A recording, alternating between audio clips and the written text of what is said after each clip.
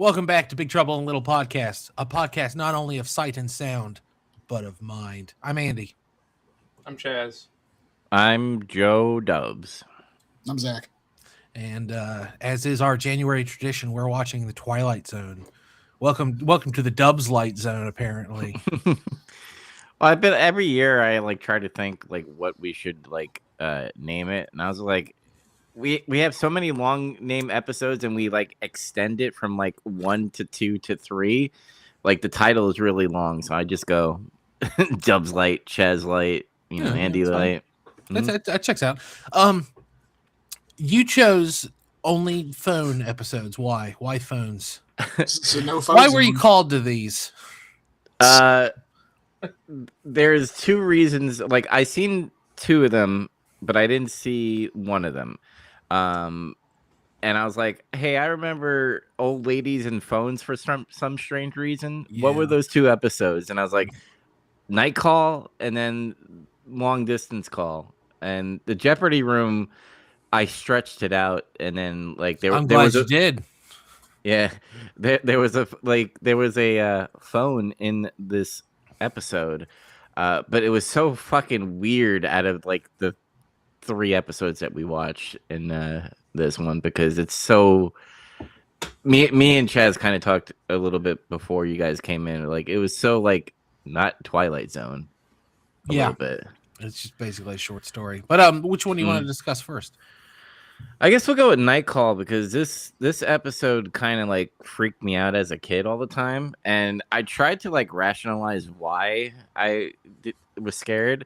I think I was just scared of the old lady in this this episode, where she's freaking out, and then hearing the guy on the other end going hello, and he's mumbling and shit. That was during the time I was playing Resident Evil games. And it sounded like a zombie on the other end, and it freaked me out forever. So every time this episode came on as a child, I would get freaked out. It's a freaky episode. Yeah. I don't understand why she has to be such a mean old lady, though.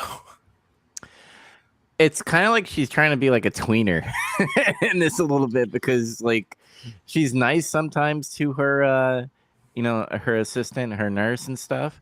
But then other times you can tell she's a bitchy ass snob, and also she's very Karen with the phone operator. Yeah, that's what I mean. She's just mean to the phone operator and stuff, and she's demanding. She has this. It's well written in that she's a mean old lady who has a unearned sense of entitlement. People owe her things, and she demands things, and there's no real politeness to it. She's the type of lady that would be like, I pay your salary. You must do what I tell you to do, because customers are always right. Retail bullshit, pretty much. Yeah, it's just she sucks. And that upsets me, because it is a cool premise. What happens? The twist with the phone line. Oh, that's kind of neat. I like that. But at that point, I was already well, I don't like this lady. And then at the end, where she's sad, I was like, whatever. Yeah, die alone. Who cares? I think that was the point, but that's what makes it sucks, because you're not rooting for that person. I guess you can be happy with her own anguish, but part of it is the twist becoming her being who she is and being so demanding is actually what led to her losing the love of her life, and she spends a whole episode complaining about being alone. And it's well, you did it to yourself. You're literally paralyzed, and you lost the person, the one person that actually tolerated you enough to marry you. Yeah. Because of your bossiness. And instead of learning from that, you kind of just doubled down on it. And until now, you realize, that was the error of your ways, and now it's too late. It's too late. Yeah, that's. I think you just articulated something I was having a hard time of realizing is. Twilight Zone, a lot of it, not all of it, but a lot of it is sci-fi that has a lesson to it. They learned this, or this is a reflection of society because whatever. She's an old lady. It's too late for her to learn a lesson. Her learning a lesson is not satisfying. She's old. She's just going to die soon. Who cares? Mm-hmm. She should have learned this lesson 40 years ago, but it's too late now. And that's, it's kind of... Well, it was kind of he says, I can't remember exactly how he words it, but Rod says something toward the end about her finally finally realizing the prison she's in and having to continue to live with it. And I guess the way I kind of took that, it was the cosmic like law's way of making her live with her own insufferability was for what happened to her. It's just she didn't realize that she was imprisoned in that by her own doing until now, and that's the cruel twist of fate. But yeah, like she's still insufferable. Like you don't feel bad for her at all, or like after the fact when she's finally trying to like at least like make amends or something. The other person doesn't want to talk to her. I did laugh that like because she's such a dommy mommy, as she put it. I didn't like that's not what she said, but I'm coining that on her because she like bragged about like being bossy towards him and he would like follow. And you know, and being like, you told me to go away, and then he like goes away, and I'm like, as an adult I laugh now because as a kid I would be like fucking, oh my god, that's terrifying. What the hell? But yeah, Zach, do you have anything to say about this episode? No, I've never seen this one before, and it was pretty cool. I kind of figured out the same thing Chaz did. It was like, oh, she learned her lesson too late. That was the whole point. The big reveal was she was just bad, like an insufferable person, and that's why she's in that situation. The lesson I learned is don't let women drive. Oh. Oh, jeez. But all you guys recommend Night Call? Yeah, sure. Yeah, insofar as it's part of one of my favorite television series of all time, sure. Yeah. I think it's par for the course for the series. Pretty good episode. And I just want to shout out because both Night Call and Long Distance Call don't have a lot of music background. It's like so silent in some of the scenes, and I'm pretty sure there's more like Twilight Zone episodes like that. But I don't know, just the silent in every scene. It seems. I wonder if that's an artistic choice or a budgetary restriction. I wonder if that probably we can't fucking afford any more music for this. Probably, you're probably right about that. But I love it. But I guess let's go into long distance. Or do you want to go Jeopardy room first or long distance? I mean, my vote would be talk about Jeopardy room last, but it's up to you, buddy. Okay, let's go long distance call because I want to.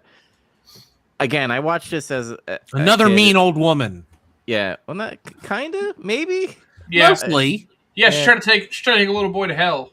Yeah, like honestly, when she's alive, she's just kind of like, you know, you can tell that the wife doesn't like her, but you know that's like a cliche. You don't like your in-laws, and your in-laws love your kids, but they don't love you. Or I speak like I have a significant other or a child, but that's the cliche in fiction. And so she's just like, you know, a little difficult, but it's fine. And then like you said, he tries to get the kid to kill himself. Like it's horrible. We assume that's what she does. We don't. There's a little bit of ambiguity to this one, which I like. Yeah, because you don't know if the kid is like traumatized that he saw his grandma die, his favorite, you know, person in the world, and he's like, I want to go be with you, and I'm gonna go kill myself to go be with you. But then you have like the father near the end, like, you know, get on the phone and like beg for his son's life. Like, yeah. I totally like, I memory hold like that portion of the show, by the way. I thought it was just like, I remember it being like, it ends when the kid dies and like the mom and dad like cry together and end scene. And that's how it ends. I'm like, I'm glad it doesn't end there. That's kind of my favorite part is where he gets on the phone. Yeah. Yeah, I agree because I was like, "That's fucking." It gets deep towards that end of the episode. Like I was like, "Holy shit!" The drama turns on. Yeah, and they did some good foreshadowing with him like being sad and standing outside by the water to kind of like give you an idea of. Like again, I saw that and knew immediately like, okay, I don't know what's gonna happen, but that kid's gonna fall in the water at some point, and then, yeah, everything kind of plays out the way it does. And it's like a weird thing too, like given the Twilight Zone is what it is, like she's not in heaven. Well, wherever she is, whatever whatever plane of existence she went to in said afterlife, it's nothing good, or she's just really selfish. Yes. But by nature of being selfish, she wouldn't be in heaven. So I don't like. I kind of just assume at best she's in purgatory or hell, and she's literally asking this kid to die to go to hell with her. So yes, a little bit of an old cunt.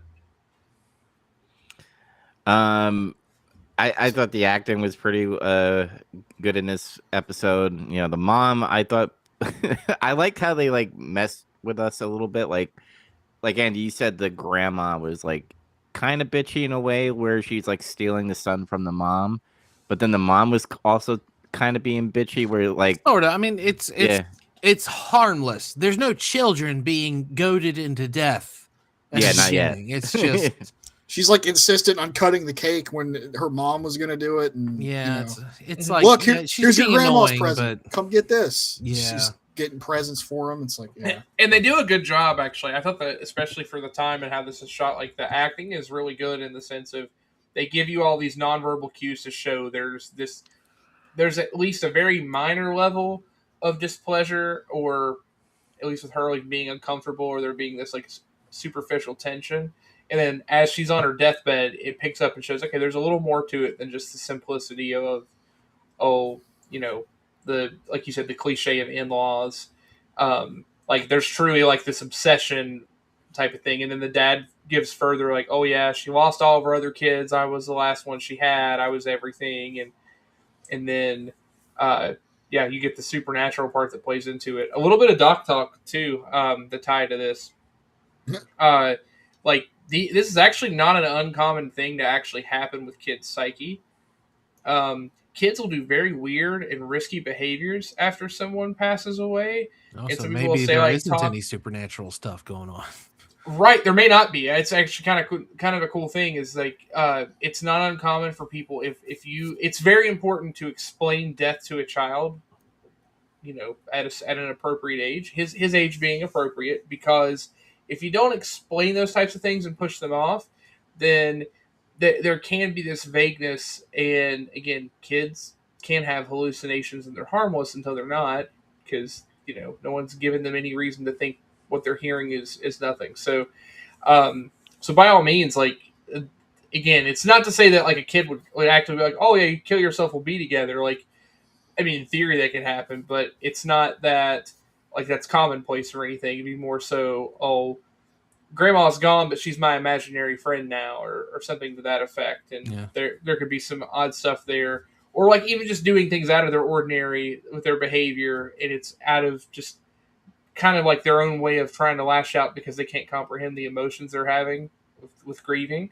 So I thought that was kind of a cool play on this, is like have this supernatural what if. And then the guys, I don't remember the actor's name, who plays the dad. Like I didn't cry, but the phone call was really upsetting. Like him getting on the phone and like begging his mom to give his kid back. Yeah, like I said, that's my favorite part. Oh no, it's absolutely awesome. Like the acting and that's brilliant, and it was really good. So I really like this episode. My wife was pissed at me. I was trying to explain. She's like, "Oh yeah, you guys are watching Twilight Zone now. Like, can you tell me about it?" And I told her about the one, and she got a little upset. And then I told her about this one. She's like, "I don't want to hear about Twilight Zone anymore." I thought your doc talk was going to be about how they gave her sodium pentothal, and that's why she was confessing. It's like, that horrible woman took my son away from me. No, they did not give her truth serum. Yeah, that's what I was wondering. Like you're saying, like it's hard to explain to a child like death, but what if he like sees his grandmother in hospice care, and like I feel like that's another layer of complexity of explanation for a child. No, it absolutely is. Like, this isn't just as simple as explaining how some's passed away. And as someone who's had to do this with a child, my grandmother recently passed, and like in the last few months, and her passing, we took my daughter, so it's her great grandmother, to see her in a nursing home a week before she passes. And at that point, she's like still a little lucid. Like it's that period of time where she's like, oh, she's having a good day today. And then, then things kind of took a turn. But like we were really open with her about what was going to happen, and everything, and she responded really well to it. But to like actively be there to watch that person die with no explanation, and everyone's like reassuring you and lying that everything's going to be okay. Yeah, I didn't like that. Yeah, a little fucked up. Yeah, you could cause trauma. So by all means, like sounds like they did. Oh no, yeah, a little bit. Like this kid was definitely talking to his therapist, and then may or may not have become like a serial killer where he killed people with phones. Like he's gonna grow up with all these problems, and then he's going to get into therapy and tell the story. He's like, "Huh? You think maybe that's why I'm so fucked up?" Yeah, I did laugh. The medic or the person that was like treating the son. The doctor? Yeah. Well, I don't know if it was a medic? doctor. The field medic, the corpsman who came in. Yeah, okay. They weren't jumpsuits. It could be anybody. It could literally. Yeah. Be Well, I think they maintenance. said, if I remember, they said the doctor was on their way, but it's not looking good. I'm pretty sure. Yeah, he's like it was the equivalent of like an EMT, like an ambulance. EMT. That makes more sense. Yes. So yeah. I like the dialogue, and I'm paraphrasing here because he came in and he's like, it's not looking good, and then like out of nowhere after the phone call he did on the thing, he's like, I don't know what happened. He's fine, good now. He's coming back. Yeah. Oh, that reminds me of something else I wanted to talk about that I kind of enjoy this because of how stupid it is. This guy is driving and almost hits this kid, and he says, I'm pissed off about this. I'm canceling the rest of my plans, and I'm going to wait at this house to yell at this little brat's parents. Like he's stuck around the house with the babysitter. So he can be like, sir, your child is an idiot, and someone told him to jump in front of my car. Like, he was on his way somewhere. He's like, no, this is more important. Yeah. It was the late 1950s. You had more time to fuck. That's what I. Yeah. Where was he going to buy cigarettes? Who knows? It's something unimportant. It's funny though because like I can totally see. It almost makes me wonder if it's like one of those social norms of like if you lived in like small town USA somewhere before, and you saw a kid do something kind of dangerous, like you took it upon yourself because of social responsibility to make sure that parent is, hey. Sure. Yeah, your kid's fucking up. Like, hey, you need to know about this. He's really gonna hurt himself. Bunch of narcs, that's what they are. And also, maybe it shook him up. Like, maybe it really was like it was his own way of coping with it. Like, I almost killed a child. I think it's more that. It's more like, listen, man, I wasn't trying to almost strike your child. He's insane. Don't narc on kids trying to kill themselves. Or maybe it's like because of the 1950s and like they didn't really care for mental health that much. That maybe like, hey, your kid's a fucking loon. You better look at your kid or something like that. You need to get your kid locked up forever. You might want to give your kid a drink. They need to calm down. Drink? How about a lobotomy, pal? Yeah. When the drink fails, that's where the lobotomy comes in. Yeah, I mean, we're still in that era where like lobotomies and shock therapy are there to help women get over their emotional swings from menopause. Yeah, hysteria. Oh and no! And look how bad things have gotten. Yeah. I mean, we love you, women. Anyway, and we're canceled. The lines are still open for Dubs's. What was it? What did you need? I totally forgot. I don't know. Yeah. Anyway. Out of the three, this is probably my favorite. So I recommend this episode. Sorry, why did I start talking while I was yawning? There's two other people to talk. I recommend it also, but it is not my favorite one. Okay. Yeah, I think this is kind of regarded as a classic episode. This is one of the ones people talk. I remember the one where the kid was talking on the phone to his grandma.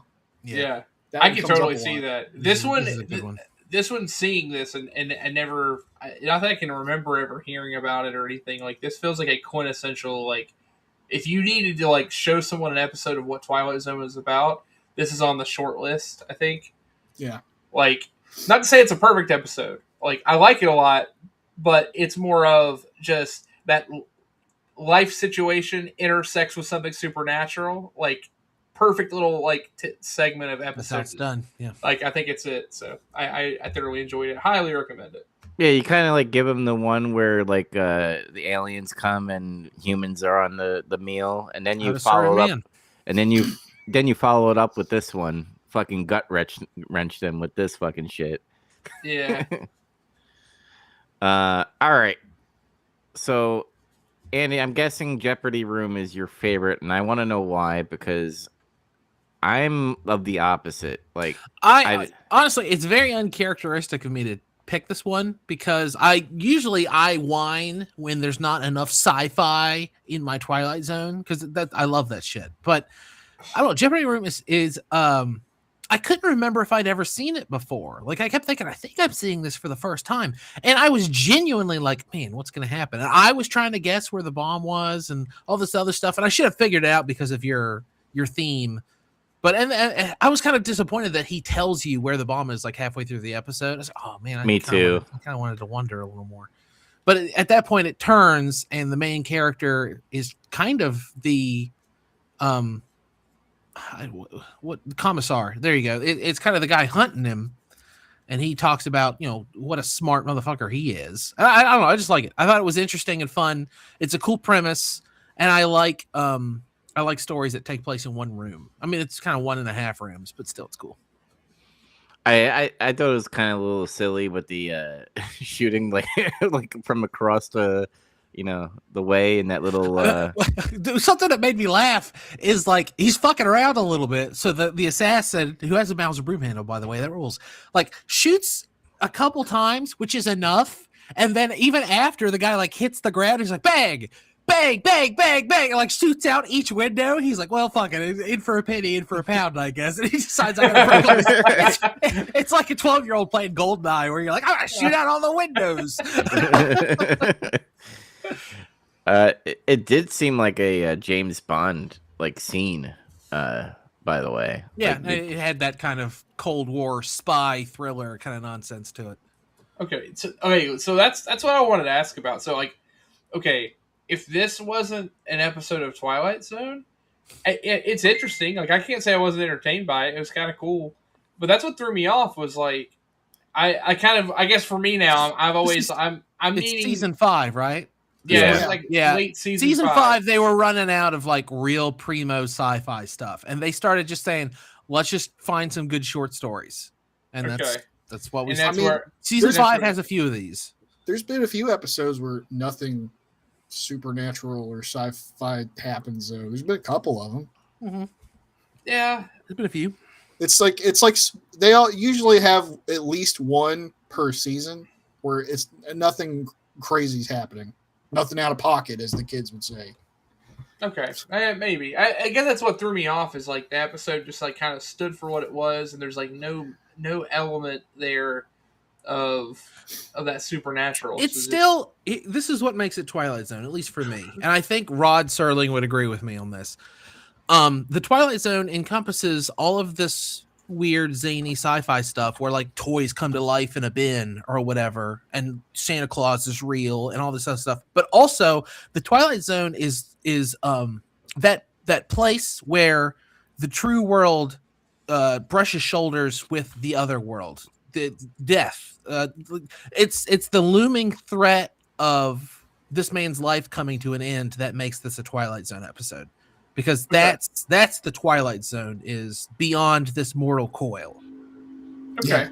Okay, that makes me feel a little better about the episode. Because that was the itch I couldn't like shake, is like, how does this fit within the frame of that? But that makes sense. Like the impending doom of or like I guess like reality of facing what is to come beyond is there, right? Because like that's what they give you. It's like like you could almost like put the commissar as like he's effectively a representation of death, and this guy has outsmarted death. Yeah, like that's more or less even better way to look at it.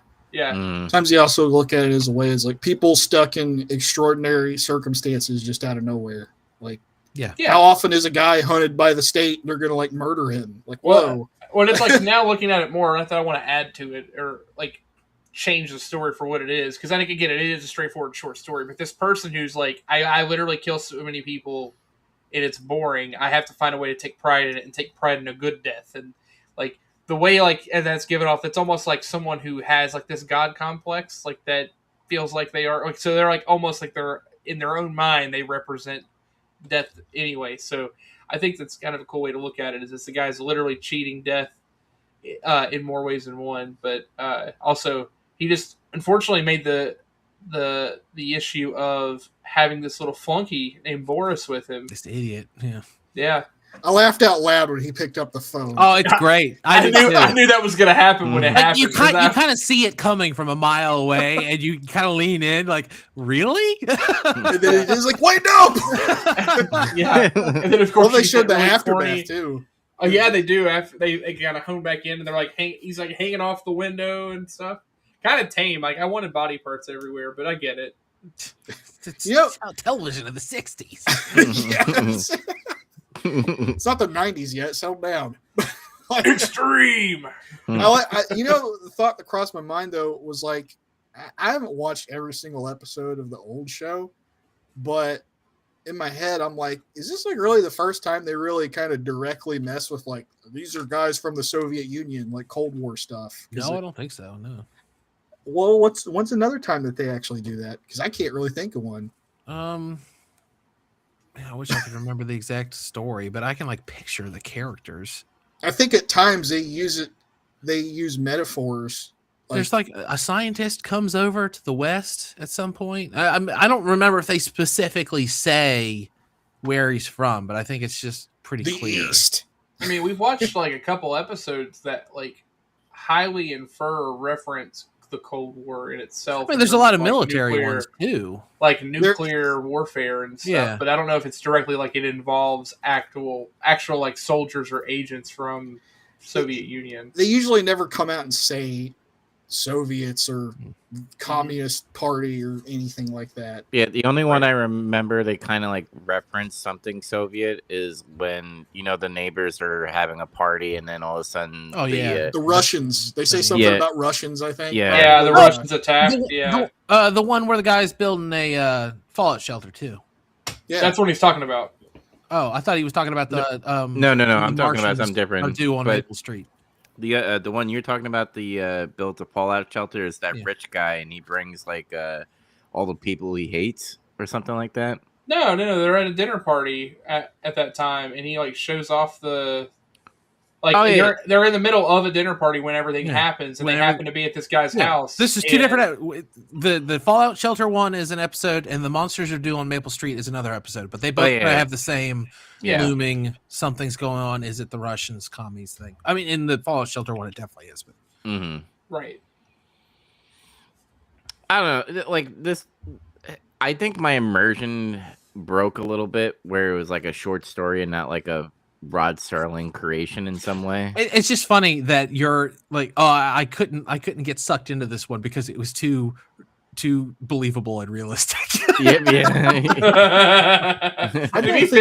I was stuck a little on it, but yeah, like it was a thing like that. Like I needed someone to give me a little more of a handhold or a reason to be like, okay, it's okay to like this in spite of it not like being supernatural, but that it makes more sense as we've talked about it. So I feel a little better about it. It wasn't my favorite, but it was pretty good. I liked it pretty well. There's one thing that pissed me off about it though, is they lie to you in the opening thing. They say he has hours to live, and then he lives.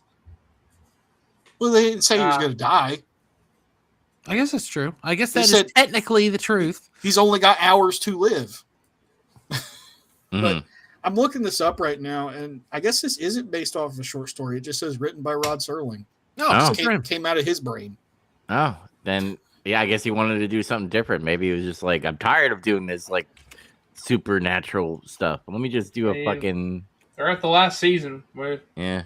I mean, by the way, Richard Donner directed this one. Right. Yeah, I was excited about it. Richard Donner directed 6 episodes of the Twilight Zone, but this is one of them. He also directed Nightmare at 20,000 Feet. Oh wow, I didn't know that. But anything else to say about this episode? No, I like Martin Landau. There was it like as long as we're talking about like the people in it, I was like, I didn't have anywhere else to fit that in. I had to IMDb it because he kind of looks like Dalton a little bit. Looks like who? Dalton, who's Timothy Dalton? Timothy Dalton, yeah. He has that kind of face, sort of, yeah. Oh, yeah. Sure. I was convinced that the other guy, the commissar, was like a young Denholm Elliott. because his cadence and the way his look and stuff. When I was looking up the IMDb of this, it was because I was like, what do I know that guy from? And then it was nothing. Yeah, it wasn't him. It was just another guy. I was like, it's just a guy. I was like, okay, well, he's just cool. I guess I just like that guy. John Van Dreelen is his name. Never heard of him. Me either. But anyway, like even though this was my weakest, I still gonna give it a light recommendation because OG Twilight Zone is still good to watch, even if you watch, because there's some bad episodes, but like it's still watchable. Well, even the bad episodes are only like 22 minutes. Like, come on. Yeah. I wasted 22 minutes of my life. I'll never get it back. By God. Who's next on the list? I think it's you, Andy, right? I think it's me as well. Yeah. I chose more original Twilight Zone stuff. I eliminated one from my list that is one of the most famous, so I left myself something to do in the future. But we're going to watch Walking Distance, Season 1, Episode 5, Nothing in the Dark, Season 3, Episode 16, and Number 12 Looks Just Like You, Season 5, Episode 17. So they're spaced out across the show's history. You picked good episodes. Nice. All right. Did I skip anybody this time? No. No? Okay. What was each of your favorites? Was it Long Distance Call for everyone but me? Yeah, mine's Long Distance Call. I mean, we're going to rank them all at the end of the month anyway, so I guess I could wait and see. But yeah, I kind of like the one we just talked about, actually. Like I said, the Long Distance Call is like I think it's a classic episode, but this one surprised me.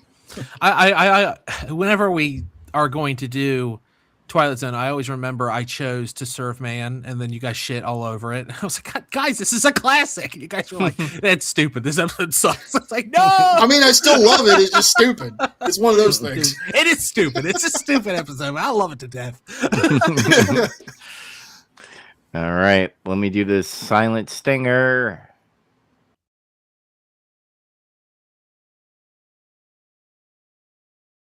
They got stung. I feel like you need the beginning of the Twin Peaks intro music there. There you go. Just like the first couple chords, and then a little bit of Angelo Badalamenti in there. He's gone. He can't get mad at us and copyright strike us.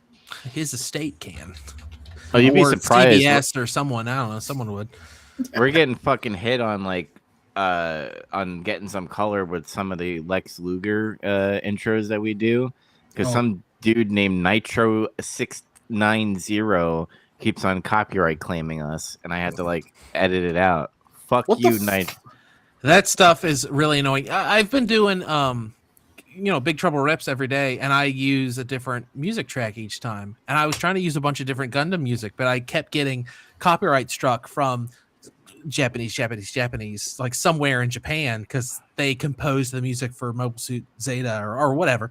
And so I stopped doing that. And then I got copyright struck on some tracks that I had used before. So I feel like as soon as you let YouTube know that you're a bad boy, they start paying more attention to you or something. I don't know what it is. Because I literally used a track that I have used in at least 2 other videos, and it was like, no, strike, no, that's bad. And I was like, fine, I'll delete this episode. But it didn't find the other 2, so I don't know what the problem is. What's funny is it never gets struck by Bret Hart. Or the Bill Goldberg, or when he's shitting on WCW for about 2 minutes. That doesn't get copyright strike, so it's whatever. Yeah, nobody's mess with Bret Hart. Bret Hart will put them in the sharpshooter. Mm-hmm. He's cool. He won't do anything about it. If he finds out you smoke weed, he'll let you stay at his Hawaii house. Very nice. That's what RVD says. Dude, we bonded over weed. He said, if you want to stay at my house in Hawaii, you can. And of course he fucking did. Of course it was RVD. It had to be. That's pretty cool. Mm-hmm. All right, who's up first? I'll go first. It's really simple. I didn't do much. Usually you're the one with the most. No, not this week. Usually I destroyed a bunch of children's dreams at Pokemon, and then I destroyed a bunch of children's dreams. Oh no, man-child at Pokemon, man-child at Lorcana. Sometimes it's actual children. Yeah, children play these sometimes games, it's too. real children. And then you watched a movie with your kid that you're pretending you watched because your kid was there, but you actually did want to see it, and it was good. And then you watched a show with your wife that you were forced to watch, but you're really into. None of that actually. Bullshit. Hold on, I did have to add some stuff. Okay, I mean, so you can just say it at this point. You don't have to type it. yeah, I mean that's true, but I like to have the charting. So we hosted a Pokemon tournament Saturday. I casted. I didn't play. It was fine. Had fun. Oh yeah, I did go to Akron and play. That's right. I forgot that did happen last week. Yeah, I went to Akron and played in their tournament, and I had a good time hanging out with the guys there. And my deck kind of flopped on me in one game, and then the other game I played a hard counter, and that's how it goes sometimes. So didn't walk away with anything cool, but I mean that's fine. I had a good time. I did find a bunch of evolutions while I was there that I was missing for like the SIRs. I only need 3 now, and I'll have the prismatic evolution set done. I always just assume you have every card that's been made in the last 5 years. No, not at all. Well, again, I did, but then I traded most of them. I assume you have all the ones you wanted, I guess I should say. Oh, for sure. No, that's actually right when I stopped because things got so hectic, and I was like, I'll just wait until things cool down, and they've cooled down a little bit. They never cooled down with that fucking set, though. I don't know that I've ever opened a prismatic pack on Big Trouble Rips. It's because I can't find any. I mean, the packs themselves are hard to find, but like the singles have cooled off a little. Like I mean, they were outrageous in terms of pricing at first, but like they're still expensive, but it's not that bad. But I traded some stuff in, and I got a pretty good deal on what I bought up there, so I was pretty excited about it. I just got to find 3 more. I'm missing Leafeon, Flareon, and Sylveon. So I got the expensive ones. I think Sylveon's still a little pricey, but the other 2 are not as bad. But I've been most of what I've done has been playtesting Lorcana because I got my event coming up in about 3.5 weeks now, and I finally got back to Grandmaster ranking on Lorcanito. Feel good about that. I think I've as of today when I finished, I was ranked like 41st or something. So I felt pretty good. I still don't know what I'm going to play, though, because formats. Cards, I think. Yeah, cards, for sure. 60 of them. No more, no less. All right. Good start. I played a little more Metroid Prime 4, but not much to really talk about. Just same stuff. Game looks great. Plays like a Metroid game. I played... the kid and I actually played through Marvel Crimson Invasion. I think we played through like 3 or 4 stages. Cosmic Invasion. Is it Cosmic Invasion? Oh, okay. Yeah, maybe it is Cosmic Invasion. Yeah, I was like, what is that? Yeah, Cosmic Invasion. You're right. Is that the side-scrolling beat-em-up game? Yeah. It's pretty fun. I don't know why, but that's like the games, like that's the genre she and I bond on. We were like, you know what? Why don't we just put on the thing and you can walk up and down and like smash buttons and beat 'em up. She likes playing beat 'em ups with me, so good. We had fun doing that. Mechanically, the game's a lot of fun.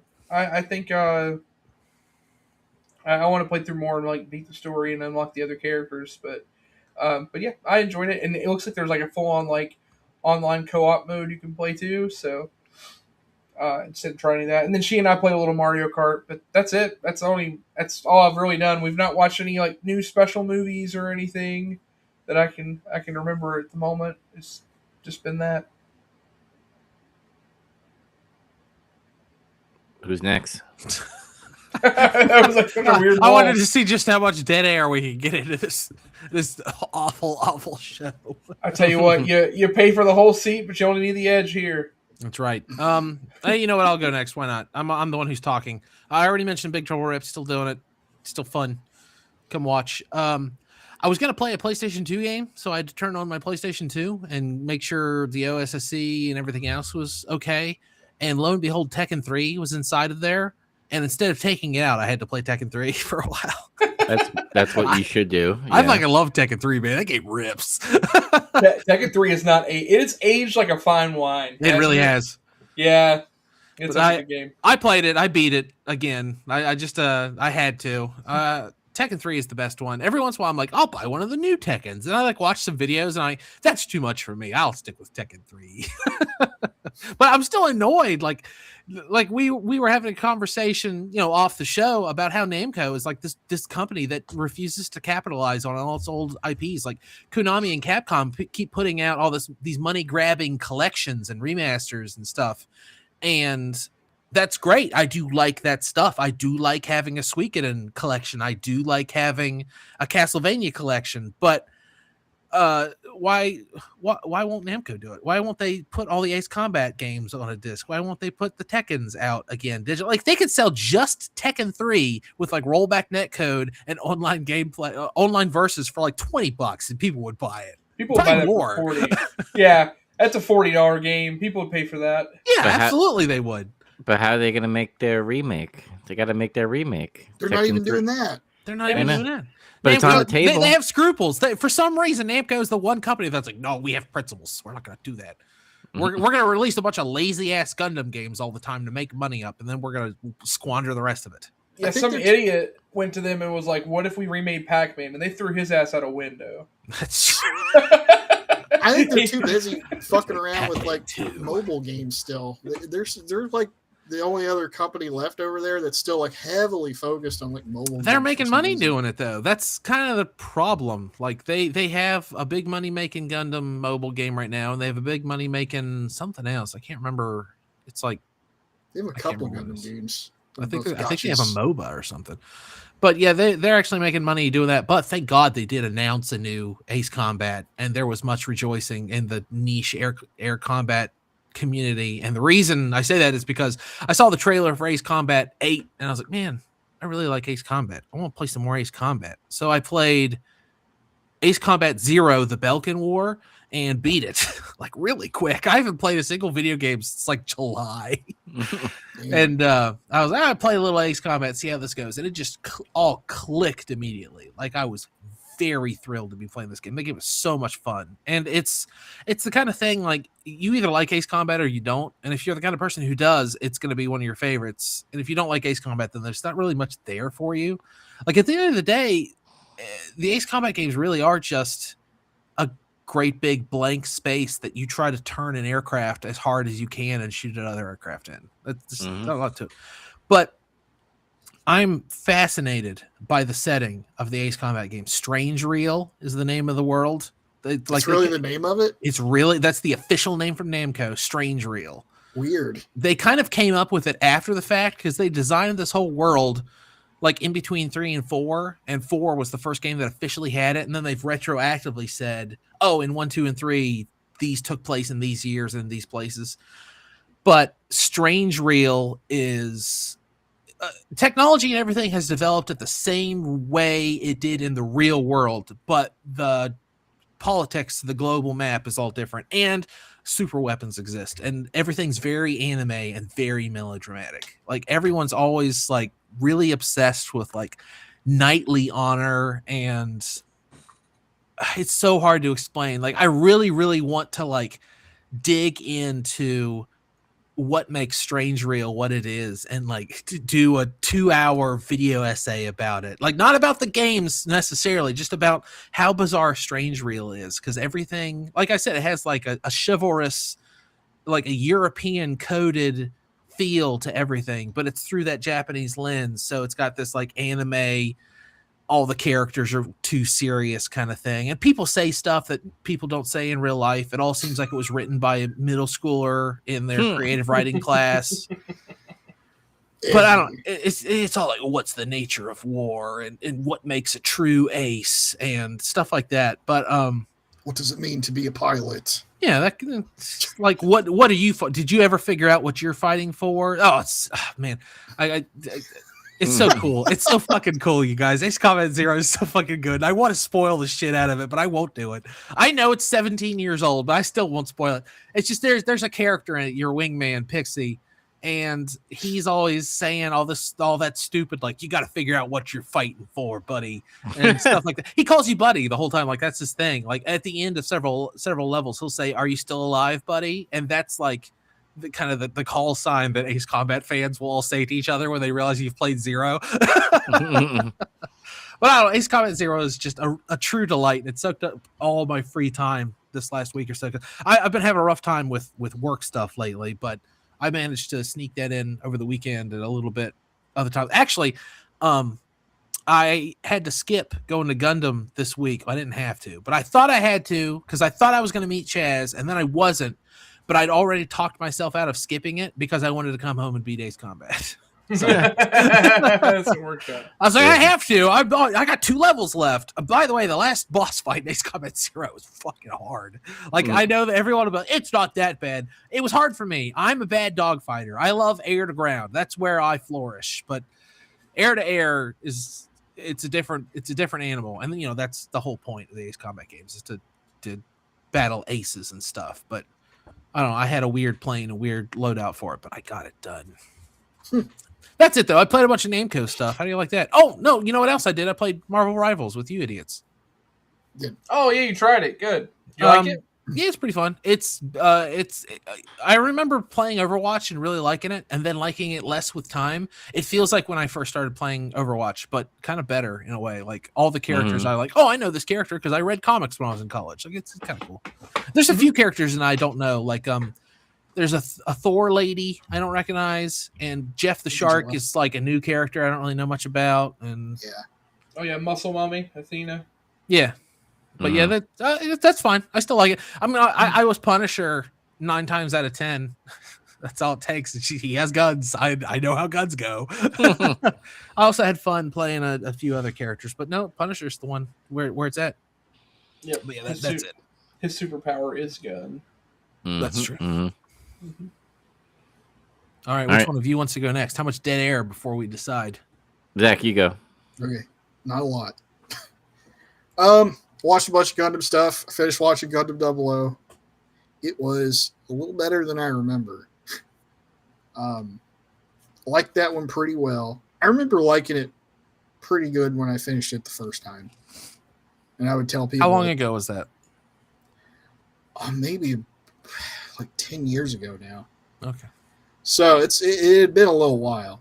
But I would tell people, did you watch Gundam 00 if I know they like Gundam? You're like, no. I'm like, you should. It was the last full good one before Iron Blooded Orphans came out.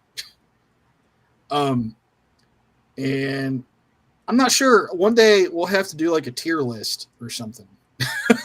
I think that's the direction we're kind of going with Big Zam, is eventually we're going to have to put everything in some kind of order. And then argue about it. But it's up there for me. Like, I can't say like top 5, but it's like, it's high in the hierarchy for me. And I watched the movie Awakening of the Trailblazer, which is like, it takes place a couple years after the series ends. And it was also pretty good. It's weird. It's like the movie is like Maximum Overdrive meets Independence Day. Like that's what it is. It's like, that's pretty cool. Yeah, like I guess spoilers, because it's like when I say Independence Day, that makes you think of aliens. That's because there is. Yeah, I've always heard that as like a point of derision with 00. People are like, it's got aliens. It's weird. I think that people who think that's stupid are stupid because it's different. I've always seen people on Reddit not say that it's stupid. They just say that it is unique and weird for Gundam. I like it because of that reason, though. Because like up to that point, and really ever since then, nobody's ever done that again. Yeah, it was always kind of a Macross thing. Yeah. So they kind of Macrossed it just a little bit there. That's fine. That's acceptable. Also has a really cool ending where everything comes full circle.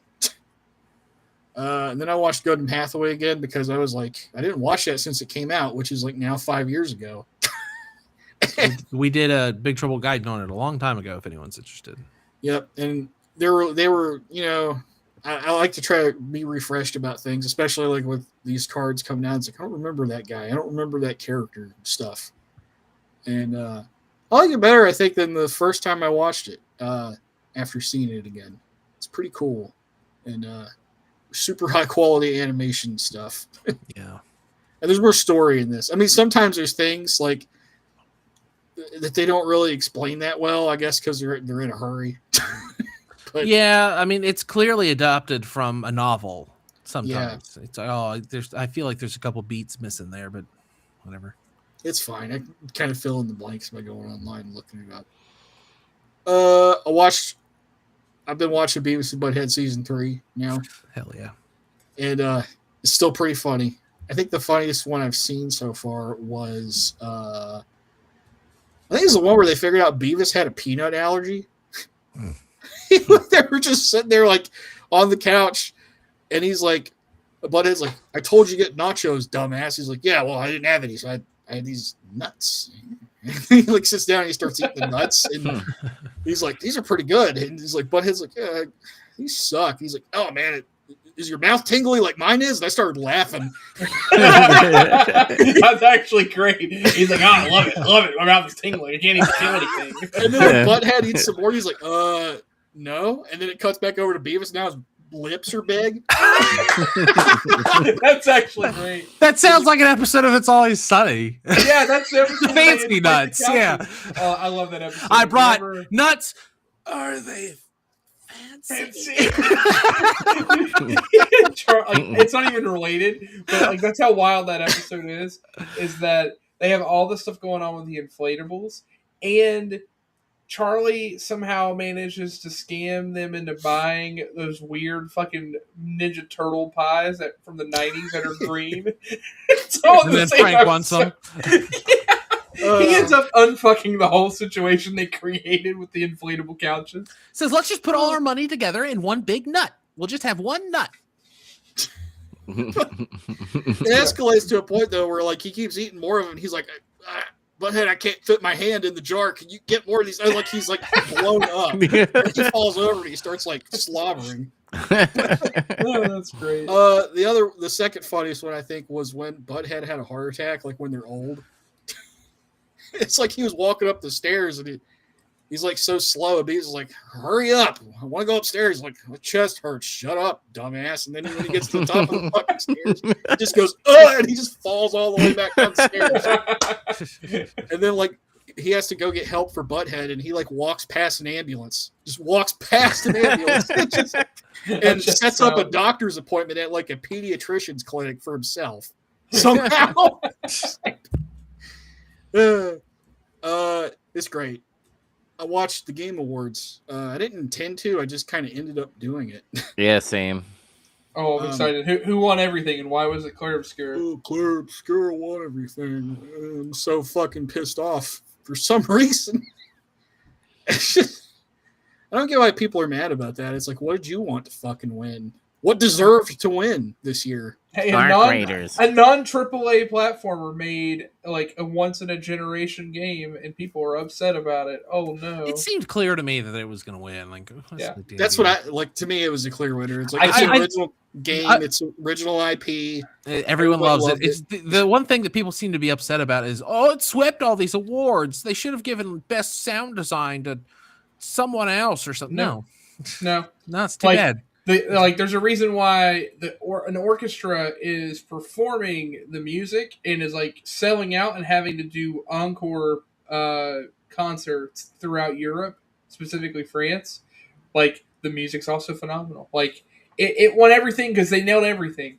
Like I can tell you guys again, it's an 11 out of 10. You have to play it. Yeah, she has listened to one song 752 times on Spotify. I did. That's true. He did. I did. But it was an acoustic version of like the main theme of the song, and it was like perfect for background music when I'm just like doing any little thing. Like I literally have it on like volume 1 or 2 while I'm playing like cards or whatever. I have it on right now actually. It's playing while we're talking.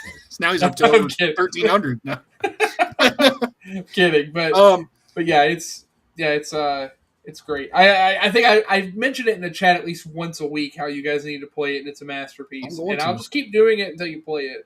I will eventually. You say the thing about the song, the final boss music for Ace Combat Zero is fantastic. And I shared that link of the Tiberian Sons doing a cover of it. I've listened to it like 4 times since then. I listened to it. I kind of get it. Yeah, what were my? Did I have anything to say about the rest of the Game Awards? I liked the Tomb Raider reveal. That was cool. I was excited about that. New Control game. Oh yeah, the new Control 2. 2. Yeah, sweet. Control is sick. So that was cool too. That was cool to see that. Gang of Dragon, Ace Combat 8. That's all that matters. Yeah, Gang of Dragon. I was like, this game looks fucking cool. I want to play that. Does. Dragon? Also, the main character, that's a real guy. He looks like that. I was wondering, is it a Yakuza game? Yeah. Yes. Yeah. The main guy who made all the Yakuza games left Sega and made his own studio. This is the first game. Gotcha. He's making. I think it's like serious Yakuza. Like it's not going to be bullshit. Well, probably. We're still everyone's confused. There's been a real interesting thing going on in the Yakuza community though, like across like Facebook and Twitter and Reddit and stuff. And it makes me really happy to be part of this community. Everyone is like, man, that game looks fucking great. And you know what? Stranger Than Heaven also looks fucking great. Man, we are eating well. Like no one is like taking sides or like being dicks about it or like choosing one studio over the other. Everyone's like, I'm going to play both of these games. These games are going to be fucking cool. So I've been real happy about that. But yes, probably he left Sega because he didn't like the direction that Yakuza was kind of going because it got a little more silly. And as soon as he left, they made Yakuza Pirate in Hawaii, which is fucking ridiculous. It's a silly game. It's a silly game, but it's super fun. But he kept wanting to do this thing that they were butting against, where he just kind of wants to have another Yakuza in Kamurocho again. And that's cool, but we can have one that's in Sutenbori, or we can have one that's in Okinawa, or we can have one that's in Yokohama, or we can have one that's in Honolulu. And he was always like, no, we're just going to do it here. It's going to be in this one suburb of Tokyo. And they were like, no, we need to do something different. He says, well, then I'll make my own game studio with blackjack and hookers. He did. And then he did. So, and sure enough, there's a shot. It's not Kamurocho because Kamurocho is a fictionalization of a real Japanese prefecture, but there's a shot of the one that it's based on. That's where this game takes place. So he was like, I'm gonna do it. I'm gonna make a game. It's gonna be the same place. So they should do one in Sapporo where it's snowing and everything. You get snowed in. Be cool. You briefly go to Sapporo in 8. Oh, okay. All right, then. There's a really, really hard boss fight there. I'm trying to think. Oh, yeah, they revealed Leon was in Resident Evil 9. And I guess people are excited about that. Yeah. Yeah. I mean, as long as he's like suplexing zombies, that's fine. Yeah, it seems like it. Yeah. He kicks people. Yeah, he's like, the way they framed it is like he's doing action sections, whereas Grace is survival horror, which is like, I guess that's okay. I mean, we'll see. I'm so excited for the game. I'm acting like I'm down on it. I'm not actually. It's just funny though, because like months ago, somehow this got like spoiled beforehand, but they were like dead quiet about it. They just didn't address it. Yeah, because people were like, because there was a hooded guy or whatever, and they were like, that's the fucking Leon's chin or whatever, and they were like, nah. But it wasn't even that guy, by the way. That hooded guy was that villain Gideon, which I think is funny that we have a villain named Gideon in Resident Evil now. Such a bad guy name. And he looks like Ben Franklin. Oddly. He does look like a fucked up Ben Franklin. Yeah. When has there ever been a good guy named Gideon for real though? Actually, a really prominent protagonist in the Magic the Gathering lore is named Gideon Shura. Only bad people play Magic, so whatever. I mean, whatever. We're all villains. Actually, funny enough, I had Gideon. He was in my control deck, which is a villain archetype. So yeah, see, control is a villainous archetype to play anyway. See, there sure it is. Yeah. All right. Whatever. I like that Capcom did a press release on how they're gonna start pumping out like old fucking franchises again. Oh, Mega Man! Yeah, there's a new Mega Man game they're doing. Yeah, it's cool. Oh yeah. But I like they were like, here's a like, I will give them respect. They did gameplay. They didn't just do like, here's Mega Man title screen and coming soon. They were like, here's some gameplay. By the way, we're still working on it. It's gonna be like a year away. And I was like, cool. At least they showed some type of gameplay in that. The fucking last game, I was like, this is stupid. What was the last one? Highguard or whatever, the people that made Apex Legends are now doing like a fantasy themed fucking like hero shooter thing. Wow. And it's free to play, and I'm like, really?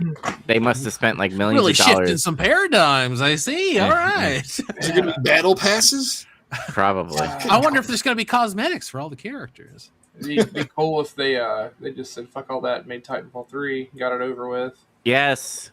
I was fucking Speaking of threes, they didn't reveal Half-Life 3 at the Game Awards. What the hell's going on? We'll never get it. They gotta wait for it's the going to be a Steam launch console. title for the Steam Cube. Steam Cube. The Gaven Cube? Yeah, the Gaven Cube, that's right. Other than that, play some games. Not much to say there. Battlefield 6, Marvel Rivals, gun card game online. And then I beat Stranglehold, though. I did beat that. You said that last week. No, I didn't beat it yet.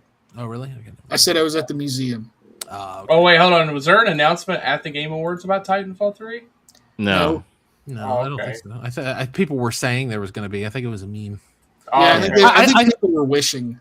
I think that people were putting it out there to trick gullible schlubs like you. Yeah, that sounds right. I miss it. Titanfall 2 is the child that never should have died. It had all the dreams. It is the equivalent of like the kid that was going to grow up to be president and got hit by a car. Yeah. That game was amazing. You know, come to think of it, you know, with the Muppets being all part of the fucking Game Award show, which, by the way, no Kermit, by the way, fail. We got a pig instead. Wait, go back. The Muppets were there? Yeah. Yeah, Rolf yeah. and Miss Piggy. All right, Yeah. that rules. But also, no Kermit? Why? I don't know. Is I don't know. Kermit like an anti-Semite now or something?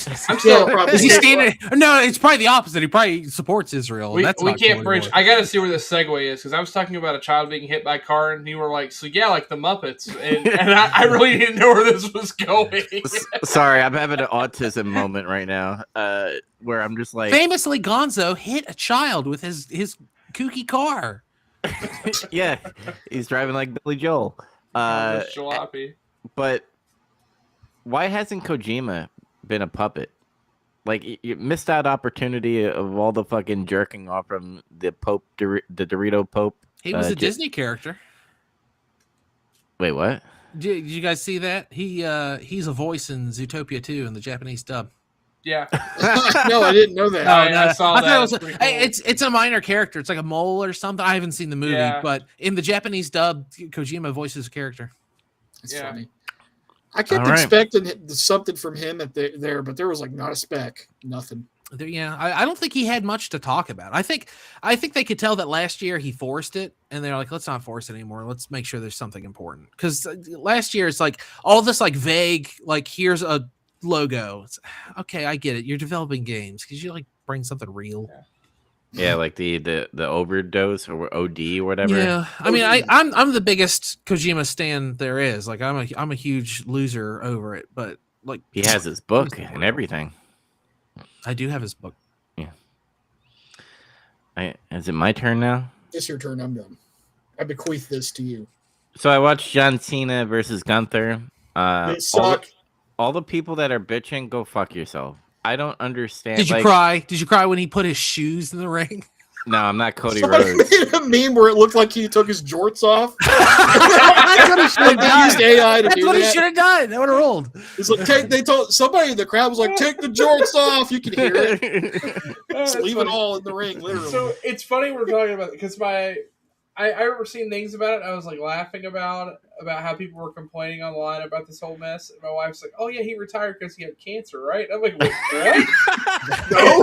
And I was like, I hope not. Well, that was a wild thing. So apparently, he's been in the media recently. He did an interview and he was talking about sun care. Apparently, he has had melanoma, which has been removed. He's never had anything that was too serious. Oh, technically. But he had melanomas removed, and he was just doing, a PSA on sun safety, right?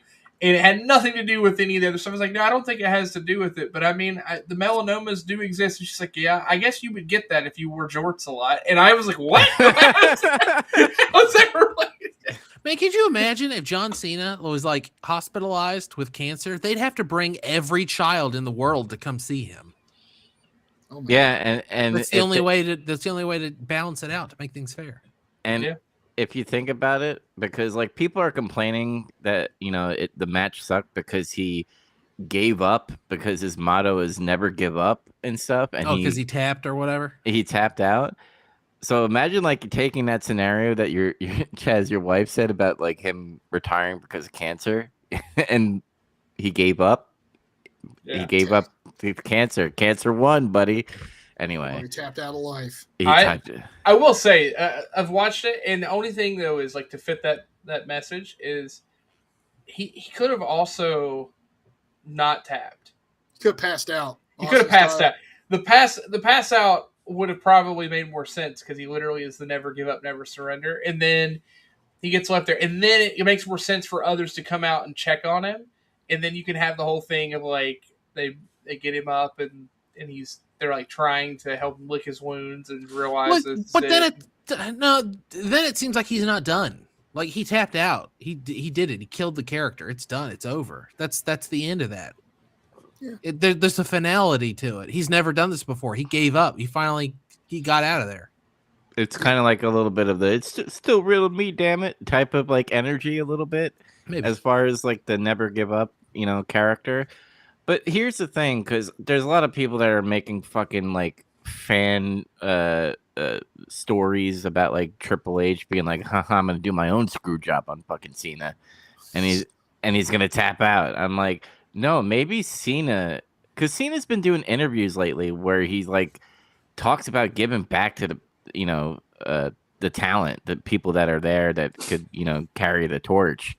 So I could totally see Cena being like, yeah, let's do this. Or even if he was told to do it, he'd be like, yeah, I can make it work. Yeah, I don't know as much about wrestling as you guys, but that seems like he seems like a genuinely cool and passionate guy. And it seems like if he was going to make his exit, he'd want to make it, let's get someone over. Let's do something with it. I mean, if anyone ever needs to like be won over by him, watch the interview when he's asked why he does all of the Make-A-Wish stuff. It's genuinely just like he is just like a heartwarming guy. It's really nice. Like, I mean, everybody has their problems, right? Like, whatever, that's fine. Like, but like, just that takes a genuine person to be able to do that type of stuff. So, because it's easy for him to just be like, oh yeah, I could just be an asshole and never do any of this and still make all the money that I do, and it's fine. But he still does it. So, it's super cool. I think he wants to fuck CM Punk too. Oh. He called him his like in the butt. Soulmate. Yeah. What about David Otunga's comments about how he bullied him 15 years ago? Dude, fuck All right, let's not get any color around here. Let's save that. Well, we don't really do modern shit, so this is like. Well, maybe you should. No, we'll talk about it Friday. Yeah, we're gonna talk about WrestleMania. What are we up to now? 12. Yeah, are you guys doing WrestleMania 12? One. Yeah, we're doing 12. It is a memorable one, for better or for worse. Bret Hart versus Shawn Michaels Iron Man match. Also, Roddy Piper beats up a transvestite in a parking lot. Yep, that happens too. Hey, he said it, not me. I'm just repeating what he said. And he fucking feels up a mannequin. We just watched that. But anyway, so I watched that because there was a lot of discourse online about this match. And they showed a video where they all came out to like hug Cena and stuff and show his tribute video, and the crowd was like fucking booing the shit out of Triple H. It's kind of like, yeah. Why? I thought we liked trips. They don't agree with the decision. How it went down. Yeah. Well, and then they were even chanting like AEW and shit at him. Like, God, really? Yeah. Listen, Daniel Bryan. Wrestlers go to work though. Daniel Bryan nailed it before. Remember when he yelled at everyone he was the planet's champion? He called them fickle. Fickle. Mm. They're fickle. Fickle. The wrestling crowd is fickle. Yeah. And, like I said, there's a lot of like discourse online. Triple H, I mean, he did kind of screw over Booker T during that moment, but Was that him or was that Vince? You don't know. True. I thought Vince isn't. I mean, never mind. No, that's from a while ago. He's talking about the 2000s. He's talking about like years and years ago. Gotcha. Okay. Like WrestleMania 21 or something. Yeah, but I think so. They all think Triple H is like racist and it's doesn't like a push stupid any meme. Yeah. Yeah. But anyway, I watched that because, frankly, the modern wrestling shit is stupid, and I only watched it because it was a moment. I didn't mention this last episode. I watched the movie Weapons. It was on HBO Max. Is it Weapon or Weapons? Weapons. Don't spoil it for me because I still want to watch it. It's the movie that was made by the same people that made Barbarian. Yeah, I'm not gonna spoil it or anything. Okay, but cool. Let me guess. It has just as many weapons as Barbarian had barbarians. No. Yes. No. Delightful ambiguity. It probably has nothing to do with it. It's probably about a witch and children or something. It's probably about a box factory. Watch Dub's face. He's like, fuck, he knows a little bit about the story. Now I understand why your wife gets angry at you. I'm fucking with you. My brother told me a little, and I was like, don't tell me now it is. I don't want to know.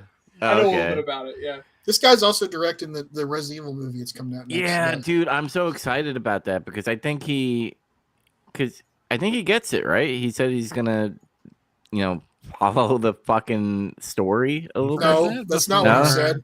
No, he didn't. No, he said I'm gonna do my own thing, and I'm like, more than shit. Yeah, remember we joked. We said, is he gonna put his wife in it? Oh yeah, that's right. Yeah. I mean, maybe he'll still make a good movie, but like, I'm not looking forward to it as much as I was originally. After he made those comments, I hope there's a character in it named Alice. That would be funny as hell. Honestly, that would be really funny. It'd be like Sam Neill laughing in the Mouth of Madness in the theater. That'd be me. But yeah, the movie was good. I don't know why I waited so long to watch it because people were saying it was like very gruesome. Like the only thing that was gruesome about it is when that Asian guy like ran across the fucking the gas station thing. That's all I'm gonna say, by the way. Or I was like, oh, what the fuck? And then like I don't know, gruesome. It's not gruesome at all because I'm the type of person like I could handle blood, but when you like oversell it too much, where you're like, oh, now he's taking out the sausages and shit, and like the meat when they like do like zombie shit when they're eating. I was like, I don't want to see that shit. But I didn't play any games because my job sucks ass, and it's work's fault. You're not there 24 hours a day. I'm not, but when I get home, I just go, I'm gonna go to sleep. So I go to sleep, and then I wake up, and then I go, fuck, I gotta deal with my bullshit job again. And it's a wonderful vicious circle. I just hate the holidays now when I work. So, bah humbug. Sorry.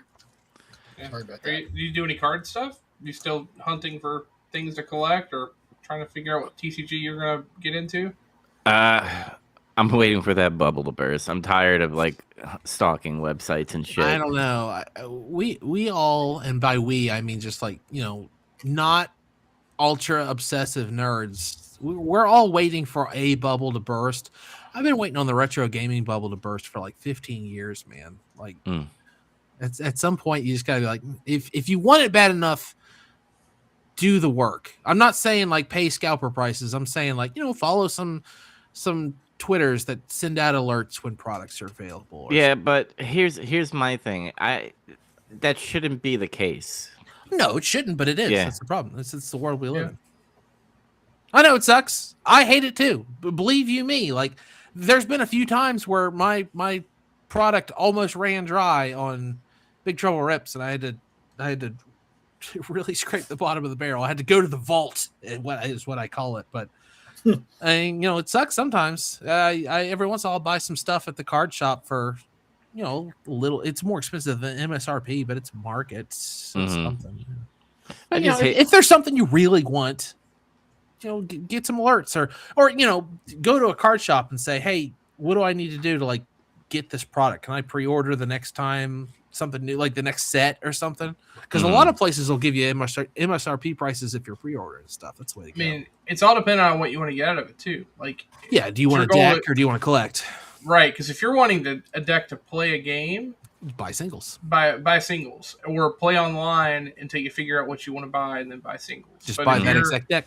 Yeah, that's what we were telling you to do with Gundam. Is then just you go to EX Burst or Eggman and make the deck, and you just go add to cart in TCG Player, and bada bing, bada boom, you got a deck. I think it's just I like the casualness of just going into a place and buying something. It's the chase is not my gander in any way. Well, you gotta get lucky at the big box stores or find a card shop you like. Yeah, but yeah, work or start playing something lame like Dragon Ball, Super Fusion World, or I see Yu-Gi-Oh product pretty consistently. Well, I was trying to like find the cowboy. I do. I see it. You said it was lame though. It is. It must be. Sounds like somebody got their ass kicked and it sucks now. I've never played Yu-Gi-Oh.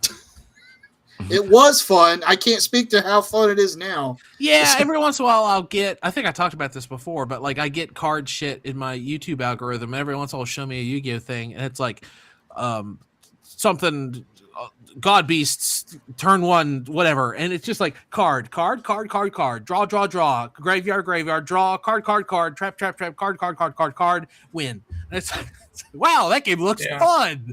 Yeah, that game is very much I go first. I guess I win this time. All right, let's go to game 2. You get to go first. Like, I mean, yeah, and that's and also people will be like, "Oh man, do you remember back in the day whenever we could play and it was turn 2 when we won?" No, I was. Don't play Yu-Gi-Oh, Dubs. Choose something else. Choose Gundam. Just pick Gundam. I'm gonna be there eventually too because Orkana's dying. It's dying of 1,000 deaths. I just hope Gundam stays good. It's going strong. Like products getting more available. They're reprinting literally everything at this point except New Type Rising. So it sounds good. Yeah, I mean, I always got Pokemon to fall back on in case Bandai Pokemon's not going anywhere. Fumbles the bag with Gundam, but Gundam seems fun. Riftbound's there, but Riftbound products hard to find in general, and also it's just magic. I'm going to Digimon. See you guys later. There is a very popular Digimon game out right now, but people are, at least this is what I heard, there's a bunch of people who play both Digimon and Gundam that play at the boardroom where I play, and they were whining that the support for Digimon is waning because Bandai's focusing on Gundam now, which makes me upset because what if something else comes out and then they start neglecting Gundam? But I don't know what's left. Like, what are they going to make a card game out of? They've got a lot going on. Yeah, I mean, they funny enough, the whole Union Arena thing has allowed them to just basically take everything else and just pack it into one game. It's all in one game, yeah. Which is kind of nice. Like, you don't have to worry as much about it. But like, you just make new sets of that. I mean, One Piece is their golden goose right now, right? And then Gundam's probably right behind it. Like, Gundam's actually done pretty well. Yeah, according to what I saw on Reddit, Gundam is their second most popular game, but it's not that far ahead of Digimon, I think it was.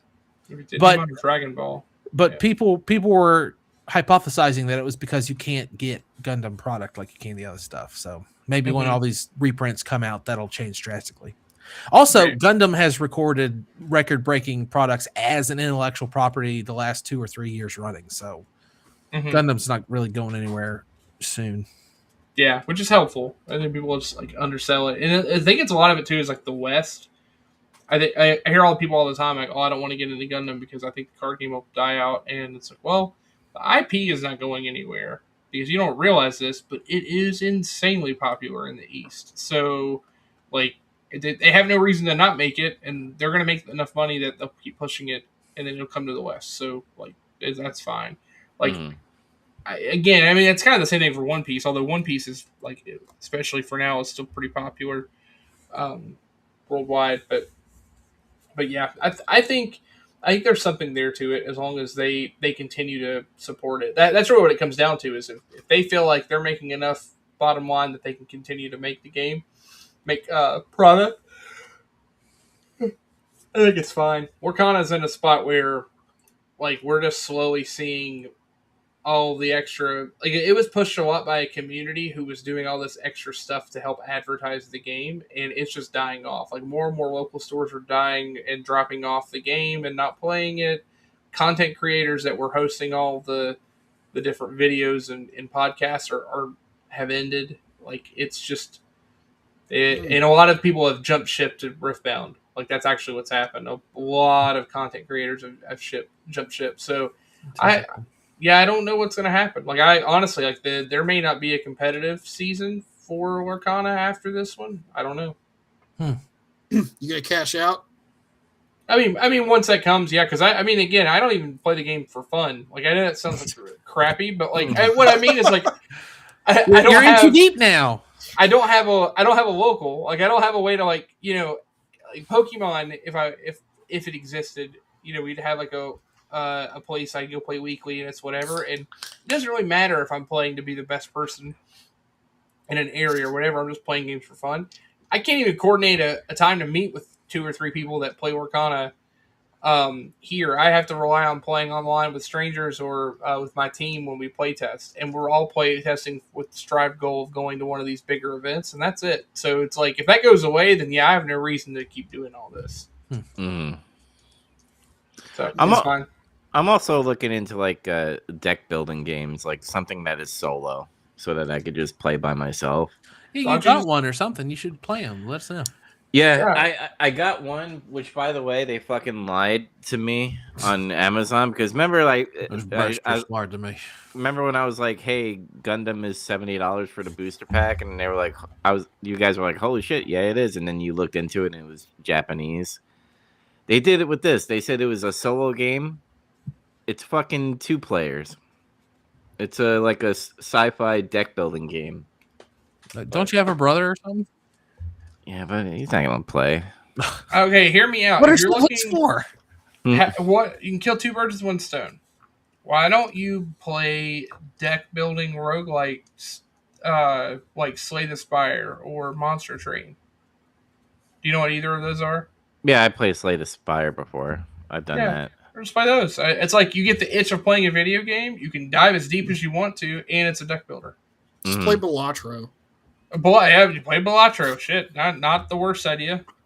Yeah, I'm looking for more physical than like digital, because digital is fine and everything. I have like, you know, the Magic app. I have the Hearthstone, and there's a fucking World War II fucking deck building game. I got holographic Adolf Hitler. Wait for you to tell me that you want it to cook and clean for you and hold you at night and tell you everything's going to be okay. you want like the perfect card game. I want it to be available and cheap, and I can do it by myself, and it's not too popular, but it's just popular enough that I like it. It's just like his tasty. Make your own card game. I'm playing if you make it. Maybe I will. That's my plan for 2026, is make my own deck building card game. Big trouble TCG. Oh yeah, hold on. We might be on something. BTTCG. There's a lot of people making their own card shit now. So we just need to talk to John Carpenter and get his blessing, so that we can just use and make a TCG based on the multiverse of John Carpenter movies. There are board games already for They Live and The Thing. Yep. Yeah, well, that tie-in's perfect. Which, by the way, John Carpenter is coming out with a game. It looks like Left 4 Dead and stuff, and I'm like, yeah. Well, that's pretty cool. Whatever. It might be cool. I don't know. If it's like Left 4 Dead was a blast. Left 4 Dead rules, but he's granted his name to something someone else is making. I'd bet dollars to donuts. I love him dearly, but he's like 70-something. And I know that famously he's a gamer. Whoa! But I'm sure it's like he had an idea for something, and they're just like, okay, we're going to license your name and likeness, and we're going to make this game. And he said, okay.